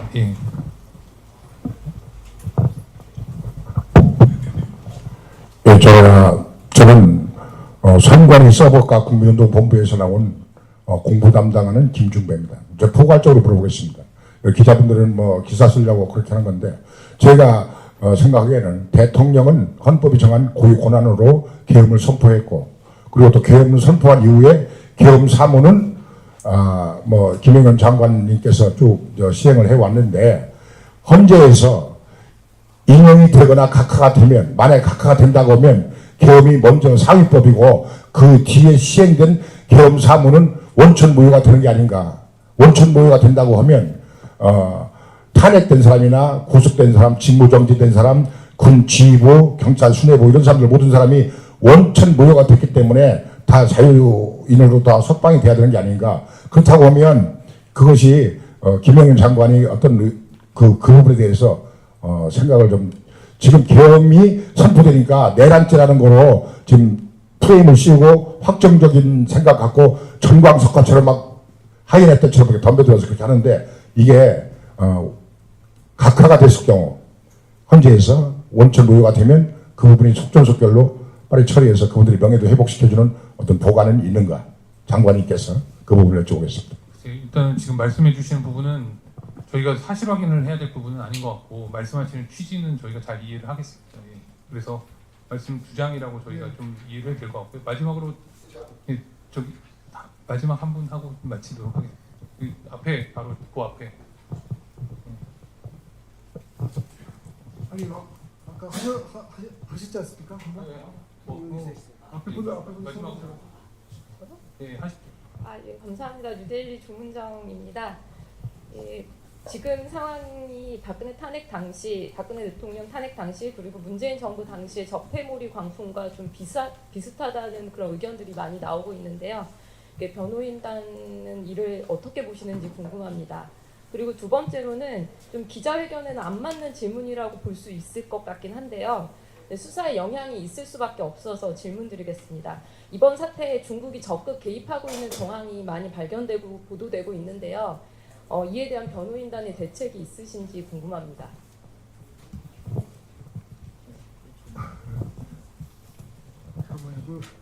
제가 뭐 박근혜 전 대통령 당시 상황은 잘 모릅니다. 그래서 저렇게 비교해서 평가하기는 어렵지만, 아까 말씀드린 것처럼 언론, 저널리즘의 기본 정신은 공정한 보도지 않습니까? 객관적인 보도. 마치 법원의 독립, 수사기관의 중립과 비슷해서. 그런데 제가 서두에 말씀 올렸듯이 내란범의 입이라고 저희 변호인단을 평가하시고, 오늘 이 자리에 오신 우리 기자분들을 그렇게 평가하는 그런 성명서가 나온다는 것 자체가 안타깝고요. 만약에 내란범이라고 가정을 해보더라도 내란범의 말도 들어주고 보도해주는 것이 저널리즘의 정신이 아니겠습니까? 그런 정신이 회복돼야 된다는 생각이 들고요. 한쪽의 이야기만 듣고 우리 김 장관 같은 분을 내란범이라고 단정하고 우리들의 말, 우리들의 설명을 들어주지 않으려고 하고 또 보도하지도 않으려고 한다면 그것이 문제죠. 그것이 민주주의의 훼손이라고 저는 생각을 합니다. 그리고 뭐 외국이나 적극의 적극 개입 부분에 대해서는 아까 전에 좀 말씀드린 바가 있습니다. 그 정보사령관이나 정보사가 수사요원으로 편성되고자 하는 취지, 뭐 당시 뭐 실행이 됐든 안 됐든 간에 그러한 취지를 살려서 사실은 계엄이 이루어진 것이라고 생각을 합니다. 뭐 저희가 이해하기로는. 그래서 지금 서버, 특히나 이제 중앙선거관리위원회 서버에 대해서는 국민적 의혹이 이제 많이 제기가 되고 있는데 그 의혹의 중심에 있는 것은 바로 외국, 특정 어디라고 지금 이 자리에 칭하기는 뭐합니다만, 예, 그 외국에 대해서 분명한 조작 시도나 이런 것들이 개연성이 충분히 있다고 의혹이 제기되고 있는 상황이었기 때문에 그러한 의혹을 확인하기 위해서 서버를 사실 점검하고자 한 것입니다. 그래서 이런 부분들은 이후에 저희가 재판 과정에서라도 그 계엄의 정당성 부분에 하고 직결되는 부분이기 때문에 충실히 좀 사실 확인을 해서 대응하도록 하겠습니다. 네. 김장 한번 보다가요? 시간 되면. 네, 저 뉴스원 윤주현 기자라고 합니다. 다름이 아니라 관련해서 아까 노 사령관 말씀 관련해서 장관이 이제 그 사적인 영역 관련해서 이제 안타까움을 느끼고 있다 이런 식으로 말씀을 하셨는데, 결국 장관님의 입장은 그러면 그 관련해서 사전에 모의했던 정황이라던가 뭐 이런 일체 부분들에 대해서는 알지 못한다는 말씀이신 건지. 일단 워딩이 모의라는 워딩은 저희가 수긍할 수가 없습니다. 모의라는 말은 적절치 않은 그러니까 말씀입니다. 일부 언론 보도에 따르면 네, 그런 의혹들이 네. 나오는데 그런 부분들을 인지하고 계신 건지. 어떤 뭐를 모의했다는 말씀이시죠? 그러니까 기존에 모여서 이제 그 관련해서 수첩 뭐 의혹이라든지 여러 가지 의혹들이 나오고 있는데 관련해서는 인지를 하고 계신 건지 아니면 아예 아시는 부분이 없는 건지. 네, 그거는 모릅니다. 네, 그리고 모의라는 말을 지금 써주시는 거는 좀 적절치 않습니다. 왜냐하면 제가 여러분들 기자분들께 오늘 여기 오시기 위해서 데스크하고 모의하셨습니까? 이렇게 물어보는 건 적절치 않지 않습니까? 그래서 그런 말씀을 또 질문하시면 저희들이 아픕니다. 그래서 좀 이해해 주시고요. 그 다음에 장관께서 꼭 하나 당부하시는 말씀이 하나 있어서 지금 생각이 나서 말씀을 드립니다. 장관이나 대통령 모두 이 계엄이 오래 지속될 거라고 생각하지 않으셨습니다. 그게 중요합니다. 왜 그러냐면은 아까 말씀드린 것처럼 이제 대한민국의 여러 가지 원인의 가장 그 핵심에 정치 세력에 의해서 장악된 국회, 그리고 국회가 원래 헌법이 정한 고유한 기능을 못하고 있다는 이 문제점, 그리고 선거 조작과 여론 조작의 문제점, 중앙선관위가 어떠한 통제도 받지 않은 이 문제점, 이 문제점을 대통령의 비상대권, 비상기업 선포를 통해서 를 확인하지 않으면 안 된다. 그래서 국민들이 좀 인식을 하자. 대통령도 이렇게 어렵다.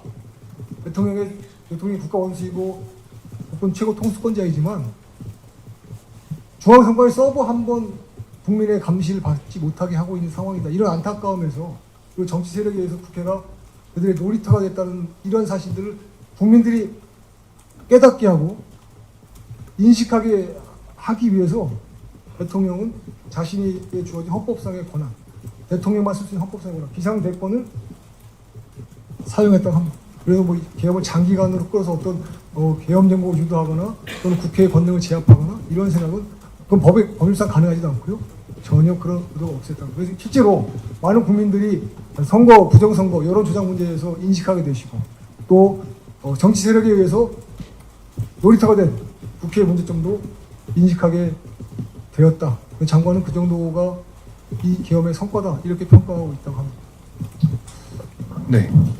긴 시간 고생 많으셨습니다. 저희가 뭐 잘 아시는 것처럼 구속기한 만료로 인해서 금준에 아마 장관님에 대한 기소가 이루어질 것으로 예상하고 있습니다. 그래서 저희도 사실은 뭐 기자님들께서 많은 요청을 해주셨지만 사실 확인이나 이런 것들이 상당히 제한적이었다라는 것을 많이 이해를 해주실 것이라고 믿고요. 다만 앞으로 조금 더 저희도 접견이나 이 부분에 대해서 여유가 생기게 되면은 기자님들께서 궁금해하시거나 한 부분들은 적극적으로 사실 확인을 해서 저희 입장을 알려드리도록 하겠습니다. 이후에 또 기자회견이 예정될 수도 있고요. 그런 것들 다 모아서 하기 위해서. 네, 아무튼 오늘 참석해 주셔서 감사드리고요. 저희 끝까지 경청해 주셔서 감사합니다. 마치도록 하겠습니다.